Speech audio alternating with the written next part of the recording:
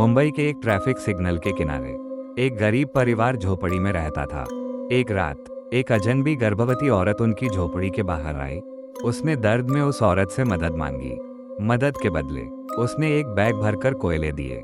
लेकिन कुछ दिनों बाद वो कोयले सोने में बदल गए और फिर उस परिवार के साथ जो हुआ वो बहुत डरावना था।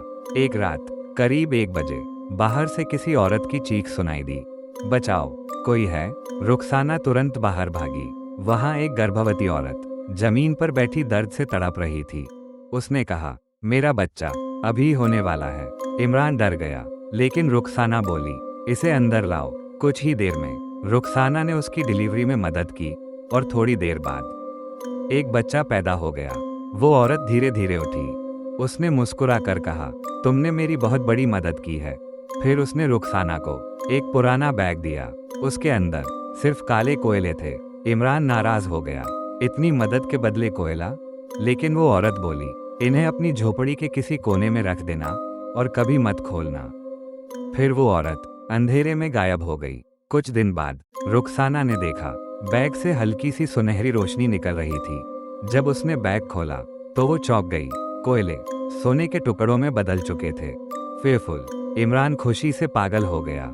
धीरे धीरे उन्होंने वो सोना बेच दिया। कुछ ही महीनों में उनकी जिंदगी बदल गई। नई दुकान, अच्छे कपड़े और पैसे। लेकिन असली कहानी अब शुरू होने वाली थी। एक रात रुखसाना की बेटी बोली, अम्मी, कल रात एक काली आंटी हमारे कमरे में खड़ी थी। रुखसाना डर गई। अगली रात झोपड़ी के उसी कोने से जहां बैग रखा था काला धुआं निकलने लगा और रात में किसी के चलने की आवाज आने लगी।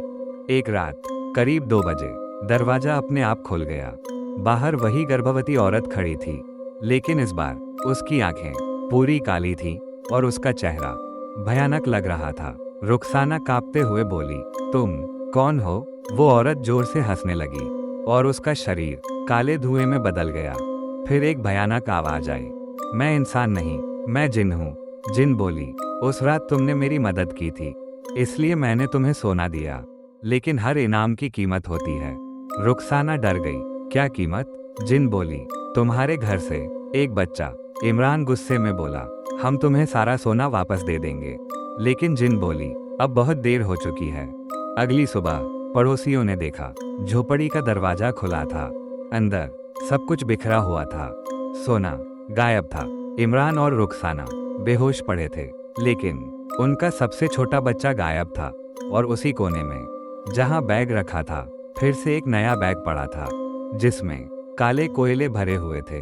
आज भी मुंबई के उस सिग्नल पर लोग कहते हैं, रात के 2 बजे एक गर्भवती औरत दिखाई देती है और जो भी उसकी मदद करता है उसे एक बैग देती है कोयले का।